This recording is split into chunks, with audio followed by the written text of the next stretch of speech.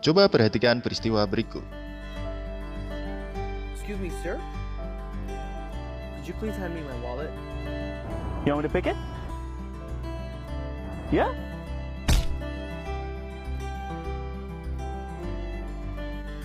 Lagi ngapain sih semut ini? Nah, ini adalah kutu rambut. Pasti kalau ada hewan ini di rambut kita, akan merugikan kita kan pastinya. Ternyata semut ini saling membantu untuk membuat jembatan agar bisa dilewati teman-temannya. Semut ini mempunyai zat feromon yang fungsinya sebagai jejak menuju sumber makanan dan sebagai zat tanda bahaya saat musuh menyerang. Ketika musuh menggigit, dia akan meninggalkan feromon ini sebagai penanda bagi koloninya bahwa ada bahaya. Hebat kan semut ini? Jangan diremehkan ya. Dalam interaksi hewan, ada yang menguntungkan dan merugikan. Tidak beda jauh dari kehidupan kita. Kita harus belajar dari hubungan antar hewan dalam interaksi makhluk hidup yang bertujuan mengidentifikasi simbiosis, mutualisme, simbiosis komensalisme, dan simbiosis parasitisme. Sebelum lanjut, jangan lupa subscribe untuk menambah manfaat video ini. Simbiosis dibagi menjadi 3, yaitu yang pertama simbiosis mutualisme, 2 simbiosis komensalisme, dan ketiga simbiosis parasitisme. Mari kita bahas satu persatu. Yang pertama, simbiosis mutualisme, hubungan antar dua organisme yang saling menguntungkan. Contohnya ada wardok dan mongos. Hewan ini berbeda jenis dan tidak saling memangsa. Keduanya saling menguntungkan. Wardok bermasalah dengan kutu di kulitnya dan tidak bisa membersihkannya. Jika dibiarkan akan mengganggu kesehatannya. Nah, para mongos membantu membersihkan kutu karena kutu merupakan makanan mongos. Wardok untung karena kutu di tubuhnya hilang, dan mongos untung karena mendapat makanan.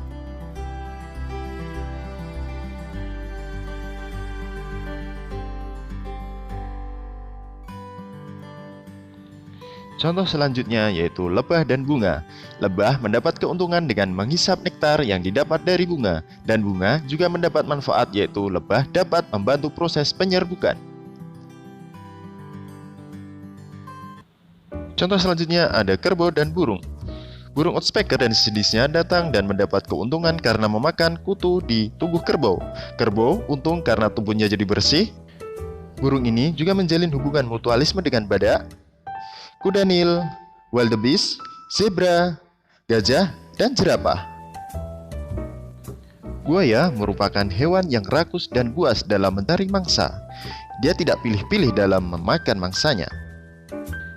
Buaya punya masalah pada sisa makanan di sela gigi. Jika dibiarkan akan infeksi. Tapi burung flower ini menjadi sahabat buaya. Burung ini tanpa rasa takut hinggap di mulut buaya dan untung karena mendapat sisa makanan di mulut buaya. Buaya sendiri untung karena mulut dan giginya menjadi bersih. Contoh selanjutnya ada udang dan ikan. Ikan untung karena udang bersifat pembersih dan membersihkan tubuh ikan. Udang untung karena mendapatkan makanan berupa parasit dari tubuh ikan. Ternyata pemandangan hubungan hewan di dasar laut sangat indah ya jika kita saksikan. Selanjutnya ada anemon laut dan ikan badut. Anemon laut menyerupai tumbuhan yang menempel di dasar laut. Anemon laut saling bergantung dengan ikan badut. Ikan badut untung karena dilindungi anemon dari serangan hewan lain. Sedangkan anemon untung karena mendapat kotoran dari ikan badut yang menjadi makanan dari anemon laut. Mutu selanjutnya ada zebra dan wildebeest. Kedua hewan ini sering berkumpul dan tidak bermusuhan. Zebra dan wildebeest saling menguntungkan karena zebra punya penglihatan yang lebih baik, sedangkan wildebeest punya pendengaran lebih baik. Keduanya saling mengingatkan jika ada musuh yang menyerang.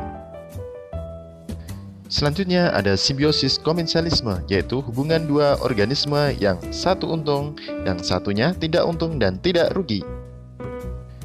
Contohnya ada singa dan jakal. Jakal menumpang makan dari singa yang sedang makan. Singa tidak merasa rugi dan untung karena jakal hanya mengambil sisa makanan yang tidak dimakan singa. Komensalisme selanjutnya yaitu hiu dan remora. Remora selalu menempel pada hiu agar tetap aman karena pemangsa takut pada hiu. Selain itu, remora juga akan lebih mudah mendapatkan makanan dari sisa makanan hiu. Hiu sendiri tidak diuntungkan atau dirugikan dengan keberadaan remora. Simbiosis yang ketiga yaitu simbiosis parasitisme, yaitu hubungan dua organisme yang satu untung, yang satu rugi. Contohnya ada kutu rambut dan manusia. Kutu rambut berpindah dari kepala penderita ke kepala orang lain melalui topi, sisir, bantal, dan handuk. Gejala kutu rambut adalah rasa gatal di kulit kepala karena tinja atau air liur kutu. Rasa gatal ini membuat penderita menggaruk kepala terus-menerus. Gatal akan lebih terasa pada malam hari karena kutu lebih aktif dalam kondisi gelap. Kutu rambut dapat diatasi dengan sisir serit, sampo, atau konsultasi dengan dokter. Parasitisme selanjutnya ada lalat dan ulat. Lalat menaruh telur pada ulat. Larva lalat mendapatkan makanan dari tubuh ulat, dan ulat akan rugi dan mati karena parasit di tubuhnya. Ini adalah cacing yang merugikan di usus manusia. Kemunculan kondisi ini bisa ditandai dengan sakit perut, diare, mual, muntah, kelelahan, atau penurunan berat badan. Cacing untung karena dapat berkembang biak. Kuncinya selalu menjaga kebersihan, baik makanan, tempat tinggal, maupun lingkungan tempat Anda berada.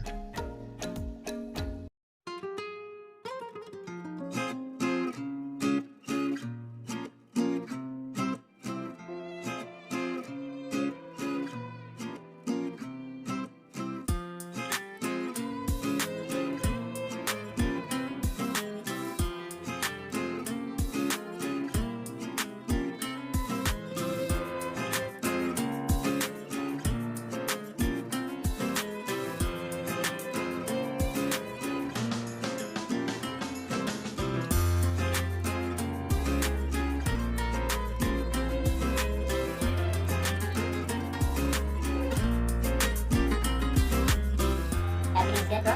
Man, honestly, I think I dropped $100 somewhere. They were for my medicine. I really can't find it. Could you help me look for it? I think it's really windy out there. I don't even know if you'll be able to find it. But you know what?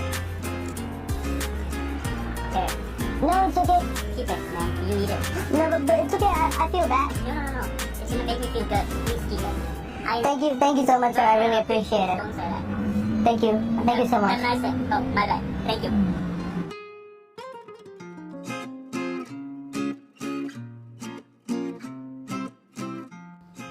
Dari video ini kita dapat mengambil pelajaran bahwa sebagai manusia tidak boleh merugikan orang lain.